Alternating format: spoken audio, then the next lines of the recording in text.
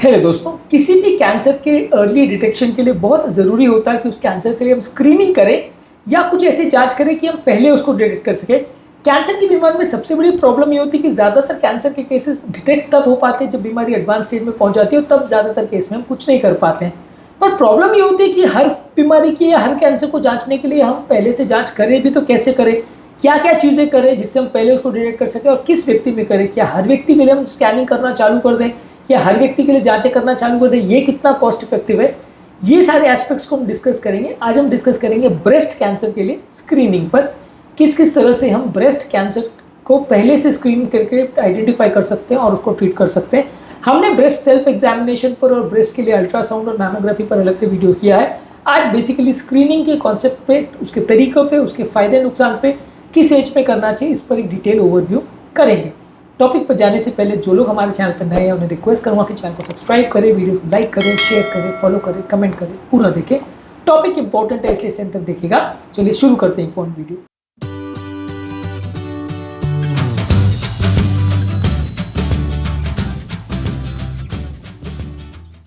सबसे पहले स्क्रीनिंग करने के लिए क्या क्या टूल्स होते हैं, इसमें ब्रेस्ट का ultrasound, mammography, magnetic resonance imaging यानी एमआरआई, ब्रेस्ट सेल्फ एग्जामिनेशन यानी हाथ से ब्रेस्ट को चेक करना, और क्लिनिकल यानी डॉक्टर के पास ब्रेस्ट को चेक करवाना, ये इंपॉर्टेंट तरीके होते हैं।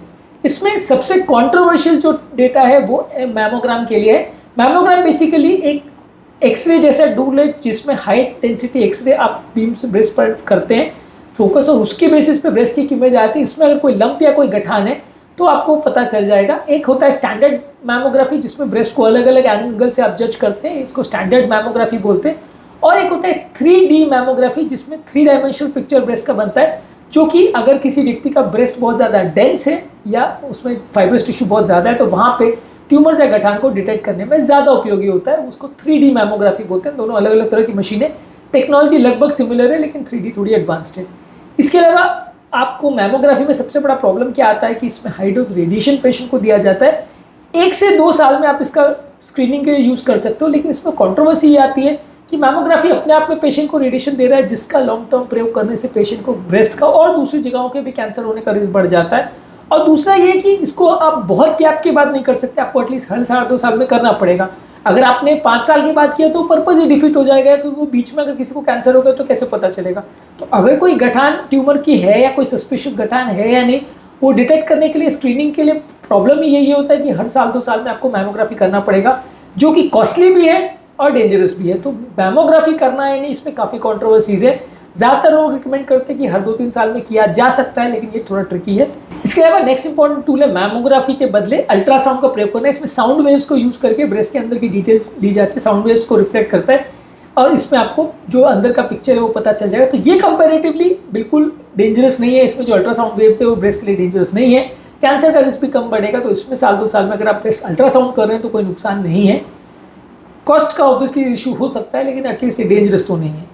अगला इंपॉर्टेंट टूल है ब्रेस्ट का एमआरआई करना, जो कि सबसे ज़्यादा सेंसिटिव और सबसे ज़्यादा स्पेसिफिक है। अगर इस पर आपको कोई भी छोटा मोटा गठान भी हो तो कैसा टिश्यू है, अंदर का क्या उसका स्ट्रक्चर है, वो सारी चीज़ें पता चल जाती है। पर ऑब्वियसली इसमें एडेड कॉस्ट हो जाएगा, क्योंकि हर साल आप अगर एमआरआई कराओगे तो आपको हर साल 8-10 हज़ार का कॉस्ट आएगा। ये उतना डेंजरस नहीं, क्योंकि एमआरआई की जो बीम्स है इसमें कोई रेडिएशन नहीं है, तो फीमेल पेशेंट के लिए डेंजरस नहीं है, लेकिन कॉस्ट इफेक्टिव उतना ज़्यादा नहीं है हर व्यक्ति में यदि आप करना चाहो तो।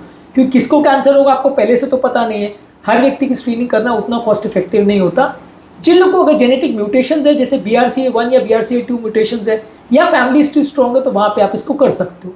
सबसे ज़्यादा कॉस्ट इफेक्टिव तरीका है कि आप घर पे ब्रेस्ट को खुद ही लंप के लिए एग्जामिन करो। अलग अलग तरीके से आप ब्रेस्ट को पैल्पेट करके देखो कि वहाँ पे कोई लंप या गठान वगैरह तो नहीं है। तो इससे आपको काफ़ी ठीक ठाक आइडिया मिल जाएगा कि ब्रेस्ट में कोई लंप या गठान तो नहीं है, जिसके लिए डॉक्टर की आवश्यकता है या ट्रीटमेंट की आवश्यकता तो नहीं है। ब्रेस्ट सेल्फ एग्जामिनेशन कैसे करते हैं ये हमने ऑलरेडी अलग वीडियो में डिस्कस किया है। इसके अलावा आप हेल्थ केयर प्रोफेशनल की मदद ले सकते हो कि डॉक्टर के पास जाकर अपने ब्रेस्ट की चेकअप करा सकते हो। 40 साल के बाद आप मे बी हर 6 मंथ्स टू 1 ईयर में जाके डॉक्टर के पास जांच करा सकते हो। डॉक्टर खाली पैल्पेट करके दबा करके देखेगा कि वहाँ पे कोई गठान तो नहीं है, लेकिन ऑब्वियसली इसमें मिस होने का चांसेस बहुत ज़्यादा है, क्योंकि इसमें अगर अंदर कोई गठान वगैरह तो उतनी महसूस नहीं होगी। और अल्ट्रासाउंड द्वारा या एमआरआई द्वारा या मैमोग्राफी द्वारा जितना आप डीप में एनालिसिस कर सकते हो और जितना डिटेल में एनालिसिस कर सकते हो, उतना इसमें आपको इन्फॉर्मेशन नहीं मिलेगी। पर हाँ, कुछ नहीं करने से कुछ बेटर है। एटलीस्ट जो क्लिनिकली सिग्निफिकेंट लेजन्स है, गठान है, वो इसमें पता चल जाएंगे। एटलीस्ट बड़ी गठानें पता चल जाएंगी, मिस करने के बदले एटलीस्ट कुछ अर्ली स्टेज में आप इसको डिटेक्ट कर पाओगे। ज़्यादातर गाइडलाइंस ये कहती है कि 50 साल के बाद तो ज़्यादातर फीमेल्स को स्क्रीनिंग करनी चाहिए। 50 से जो पहले वाली एज है यानी 40 से 50 वाले एज में, इसमें कंट्रोवर्शियल है कि आप इसमें करें या नहीं करें। इसमें ऑप्शनल है कि आप मैमोग्राफी करें या नहीं करें, क्योंकि उसमें जो रिस्क बेनिफिट रेशियो है उसमें बहुत फेवरेबल नहीं है। आप अगर स्क्रीनिंग करते हो तो डेफिनेटली कुछ कैंसर डिटेक्ट होंगे, लेकिन उसके बदले जो आप कॉस्ट पे कर रहे हो और रेडिएशन का मैमोग्राफी द्वारा जो रिस्क है वो कंपेरेटिवली थोड़ा उतना फेवरेबल नहीं है। और प्लस कई बार फॉल्स पॉजिटिव भी हो जाते हैं कि कई बार कोई छोटी मोटी ऐसी चीज़ जो कि एक्चुअल में ट्यूमर गठान नहीं है वो भी डिटेक्ट हो जाती है और उसका फिर अननेसेसरी ट्रीटमेंट चालू हो जाता है। इसे फॉल्स पॉजिटिव बोलते हैं। ये कई बार कैंसर में एक बड़ा प्रॉब्लम होता है कि कैंसर के पेशेंट में ये फॉल्स पॉजिटिव को डिटेक्ट करके हम उसके पीछे भागते रहते हैं और उसको ट्रीटमेंट करते रहते हैं, तो ये एक बड़ा इशू हो जाता है। इसके अलावा जब फीमेल 50 से 74 की एज की हो तो हर साल 2 साल में एटलीस्ट एक बार चेक कराना चाहिए। मेरा सजेशन ये कि हर महीने ब्रेस्ट सेल्फ एग्जामिनेशन करते रहे और हर महीने या 2 महीने या 3 महीने में डॉक्टर के पास जाकर दिखाते रहे, तो वो ज़्यादा ईजी है। अगर कुछ भी डाउटफुल लगे तो अल्ट्रासाउंड करा लीजिए और उसमें कोई डाउटफुल लगे तो मैमोग्राफी के बदले MRI करा लीजिए। ये सबसे सेफ तरीका है जहाँ पे आपको रेडिएशन भी नहीं मिल रहा है और बहुत ज़्यादा कॉस्ट भी वेस्ट नहीं हो रहा, क्योंकि खुद एग्जामिन करना और डॉक्टर से एग्जामिन करना उतना कॉस्टली नहीं है। अल्ट्रासाउंड भी उतना कॉस्टली नहीं है, ज़्यादातर इंडिया में तो एटलीस्ट 1000-1500 रुपये में हो जाता है, तो कॉस्टली नहीं है। एटलीस्ट MRI जितना आपको 8-10 हज़ार खर्चा तो नहीं करना पड़ेगा। अगर कोई फीमेल हाई रिस्क है तो वहाँ पे आपको हर साल 2 साल में, खासकर अगर BRCA म्यूटेशंस वगैरह फैमिली हिस्ट्री है तो आपको हर साल 2 साल में MRI करके देखना चाहिए। अगर फीमेल पेशेंट 75 की एज से ज़्यादा है, उसकी एक्सपेक्टेड सर्वाइवल बहुत ज़्यादा नहीं है, तो वहाँ पे टेस्ट करने का उतना ज़्यादा मतलब नहीं है, पर वहाँ पे भी अगर आप करो तो कोई नुकसान नहीं है। मैमोग्राफी उतना रिकमेंडेड इस एज में नहीं है, क्योंकि मैमोग्राफी करने से रिस्क ज़्यादा मिलेगा। कौन कौन से फैक्टर्स हैं जो इन्फ्लुएंस करेंगे कि किस पर्टिकुलर व्यक्ति में स्क्रीनिंग करना चाहिए कि नहीं?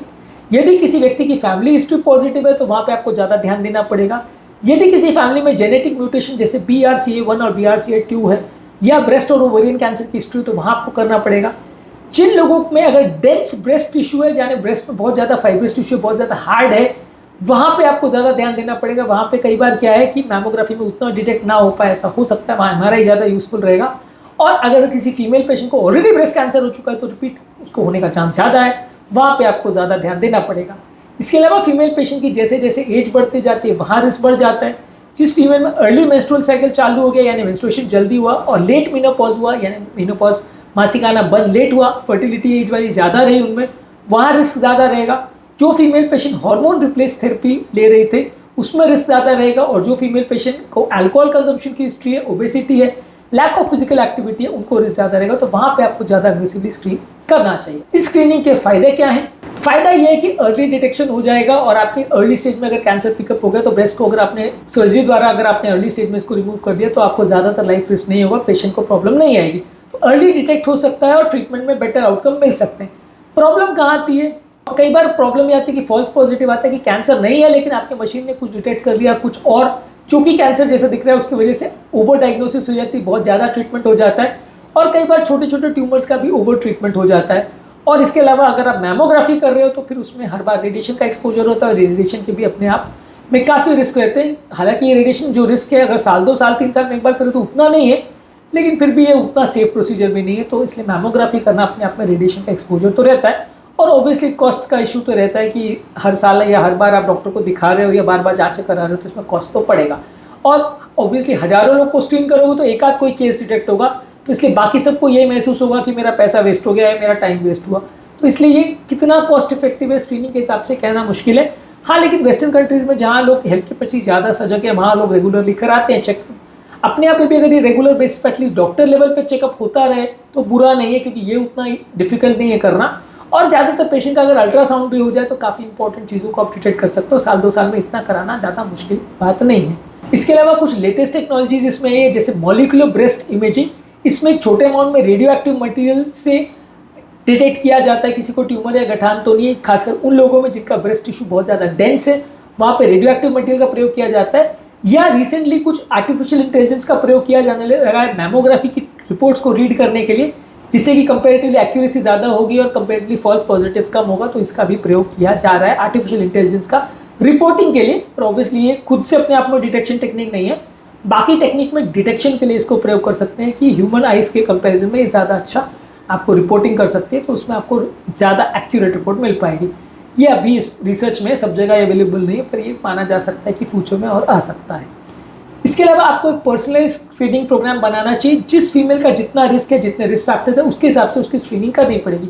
अगर किसी फीमेल में कोई रिस्क फैक्टर नहीं है तो वहाँ स्क्रीनिंग करना आपका टाइम वेस्ट होगा, वहाँ पे उतना फायदा नहीं होगा बार बार करने का। और अगर कोई हाई रिस्क है तो वहाँ ज़्यादा अग्रेसिव करना पड़ेगा। तो आपको ये देखने की आवश्यकता है कि किस पर्टिकुलर व्यक्ति का रिस्क कितना है, उसके हिसाब से आपको उसकी स्क्रीनिंग की अर्जेंसी या फ्रीक्वेंसी को डिटेक्ट करना पड़ेगा। और यदि आप जब इवैल्यूएशन कर रहे हो तो अगर आपको ब्रेस्ट में कोई लंप दिखता है, या ब्रेस्ट का साइज शेप चेंज होता है, या ब्रेस्ट में बहुत ज़्यादा पेन होता है, या निपल में इन्वर्जन होता है, या उसमें कोई डिस्चार्ज आने लगता है, या निपल के एरिया में कोई रेडनेस, थिकनिंग, या स्किन में कोई डिंपल नजर आता है, ये अगर कोई साइंस दिखते हैं तो ये ब्रेस्ट कैंसर के साइन हो सकते हैं। यदि आपको ऐसा कोई भी साइन दिखता है तो तुरंत डॉक्टर को मिलना चाहिए, डॉक्टर से एडवाइस लेनी चाहिए। अगर आपको कोई जांच नहीं भी करा रहे हो तो भी डॉक्टर से एटलीस्ट ये सब साइंस अगर मिल रहे हो तो मिलना चाहिए, क्योंकि इसमें आपका कैंसर होने का चांस हो सकता है। उसके बाद फिर डॉक्टर की एडवाइस पर आप फर्दर जांचें कर सकते हो।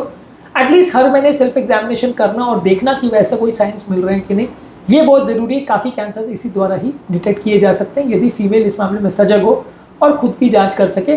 कई बार घरों में लोग ऐसा भी कर सकते हैं कि एक दूसरे की जांच कर सके। दो फीमेल पेशेंट्स, अगर किसी घर में दो फीमेल रह रही है जिनके रिलेशंस ठीक है आपस में, तो वो आपस में भी एक दूसरे का भी एनालिसिस कर सकते हैं। इसमें भी काफ़ी डिटेक्शन हो सकता है। और जहाँ पर भी डाउट लगे वहाँ अपने लोकल गायनेकोलॉजिस्ट या डॉक्टर को आप मिल सकते हैं, तो आपकी इस मामले में मदद कर सकते हैं। आज के टॉपिक में हमने बात करी ब्रेस्ट कैंसर के स्क्रीनिंग के बारे में, और इसमें कौन कौन से टूल्स होते हैं, क्या क्या फ़ायदे नुकसान है, क्या इंपॉर्टेंट इश्यूज़ है, और कब स्क्रीनिंग करनी चाहिए कब नहीं, कब आपको एडवाइस लेनी चाहिए कब नहीं, इस पर हमने बात करी। इसके अलावा कैंसर के डिटेक्शन पर और ब्रेस्ट कैंसर के साइन सिम्टम्स पर और उसके ट्रीटमेंट पर हमने अलग अलग वीडियोस किए हैं, इनको ज़रूर चेकआउट करें। उम्मीद करूँगा कि आज के टॉपिक में कुछ नई बातें जानने को मिली होगी। जो लोग हमारे चैनल पर नए हैं उन्हें रिक्वेस्ट करूँगा कि चैनल को सब्सक्राइब करें, वीडियोस को लाइक करें, शेयर करें, फॉलो करें, कमेंट करें।